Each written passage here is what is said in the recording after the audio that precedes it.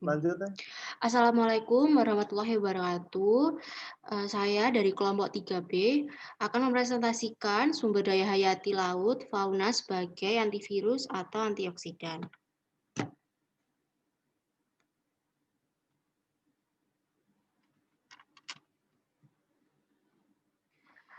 Echinodermata merupakan salah satu biota yang berasosiasi kuat dengan ekosistem padang lamun dan berperan dalam siklus rantai makanan di ekosistem tersebut. Tingginya tutupan vegetasi lamun di perairan memungkinkan kehadiran berbagai biota yang berasosiasi dengan ekosistem padang lamun termasuk bulu babi untuk mencari makan, tempat hidup, dan memijah tempat perlindungan untuk menghindari predator. Secara khusus, Echinodermata air dangkal fauna, tepatnya di Indo-Pasifik Barat, umumnya dianggap sangat kaya. Salah satunya adalah landak laut.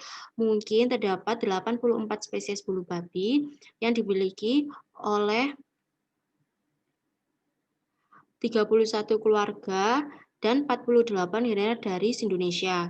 Bulu babi umumnya berbentuk menyerupai bola, memiliki sisi tubuh segi lima dengan cangkang keras berkapur dan dipenuhi dengan duri serta tidak berlengan.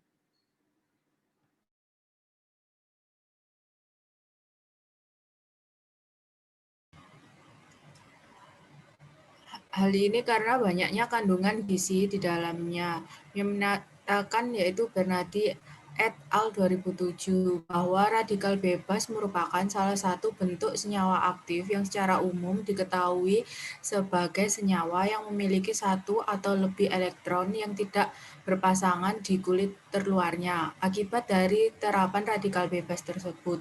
Adapun cara dengan mengikat atau menyerang elektron molekul yang ada di antaranya. Molekul yang diikat radikal bebas umumnya adalah molekul besar diantaranya lipid, protein, maupun DNA. Jika itu terjadi, maka akan mengakibatkan terjadinya kerusakan sel atau pertumbuhan sel yang tidak terkendali. Radikal bebas dapat ditangkal dengan banyaknya mengonsumsi makanan dan minuman yang mengandung antioksidan. Antioksidan sendiri berasal dari makhluk hidup antara lain tanaman dan hewan maupun sintetik. Secara alami komponen ini banyak terdapat di tanaman maupun hewan. Beberapa biota perikanan yang telah diteliti dan mengandung antioksidan, adanya aktivitas antioksidan di biota tersebut karena mengandung beberapa macam metabolit sekunder, diantaranya alkaloid, flavonoid, maupun fenol. Bulu babi merupakan salah satu biota hasil perikanan yang telah banyak dimanfaatkan dan diolah menjadi makanan. Peneliti dari biota ini juga telah banyak dilakukan, diantaranya isolasi antibakteri dari gonad dan jeroan bulu babi, analisis toksisitas ekstrak kloroform cangkang bulu babi, potensi bioaktif bulu babi.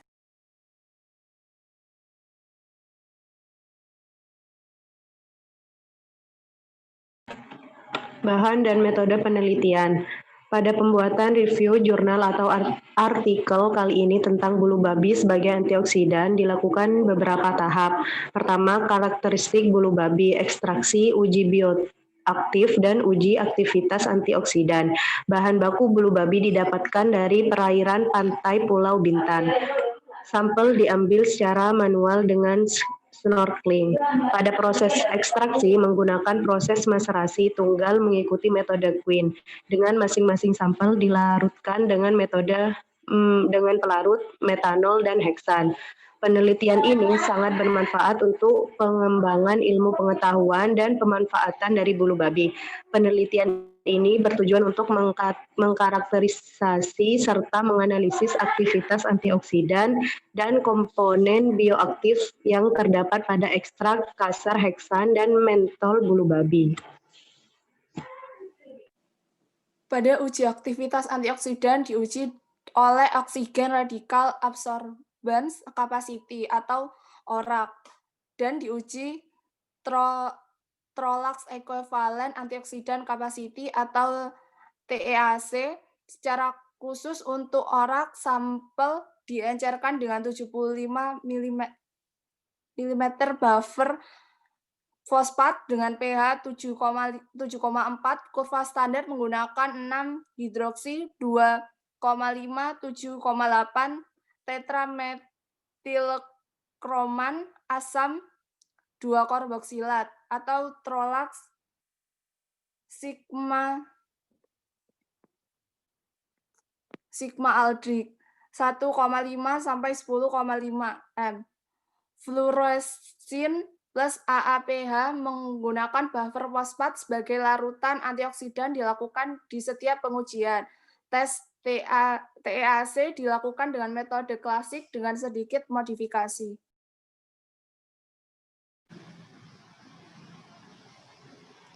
Hasil penelitian. Dalam penelitian ini, kami menyaring 3 spesies Echinodermata yang tersebar luas di kawasan Mediterania seperti Echinaster sepositus, Spiracinus granularis, dan Arbacia lixula sebagai sumber potensial senyawa antibakteri dan antioksidan. Aktivitas seperti lisozim yang kuat dibuktikan pada E. sepositus.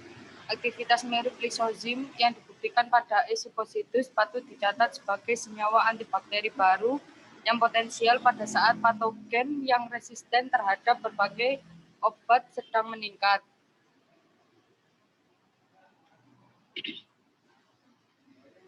Sepositus dapat mewakili peluang besar dalam sistem obat sebagai agen antimikroba baru. Secara khusus, aktivitas antimikroba dilakukan terhadap Sphamata milik spesies Candida non-albicans. Alginolitikus menunjukkan aktivitas melawan bakteri dan jamur gram positif dan gram negatif, dan menunjukkan aktivitas sitoksis terhadap eritrosit kelinci dan garis sel tumor K562. Sepositosis CL memberikan efek litik tinggi pada sel darah merah manusia. Selain itu, karena aktivitas litik diketahui juga ditunjukkan terhadap sel ganas mamalia termasuk leukemia manusia. Studi lebih lanjut juga akan dilakukan untuk mengeksplorasi aktivitas antitumor potensial dari spesies Echidermata yang diteliti. Pada Echidermata, aktivitas antioksidan telah dibuktikan dengan jeran teripang Atlantic Curcumaria frondosa dan di saluran pencernaan dan kelas non-komersial gonad bulu babi hijau atau Strongylocentrotus droebacinensis. Dalam semua kasus ini, aktivitas tersebut diuji dalam ekstrak jaringan dan hanya ada sedikit penelitian pada teripang yang menunjukkan cairan selum sebagai sumber antioksidan yang baik.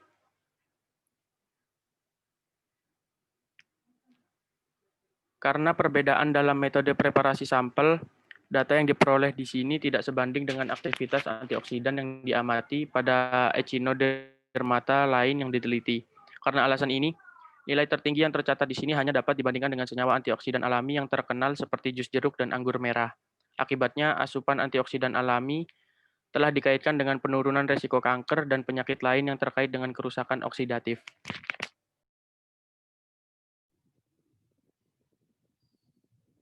Kesimpulan, dapat disimpulkan bahwa sebelum dieksploitasi, beberapa uji toksisitas akan dilakukan. Terlebih dahulu dilakukan uji toksikologi yang menunjukkan bahwa sampel E. sepositus adalah tidak beracun terhadap sel HeLa dan Vibrio fischeri, mendorong untuk melihat spesies Echinodermata ini sebagai alat baru untuk aplikasi bioteknologi di bidang farmasi dan nutraseutikal.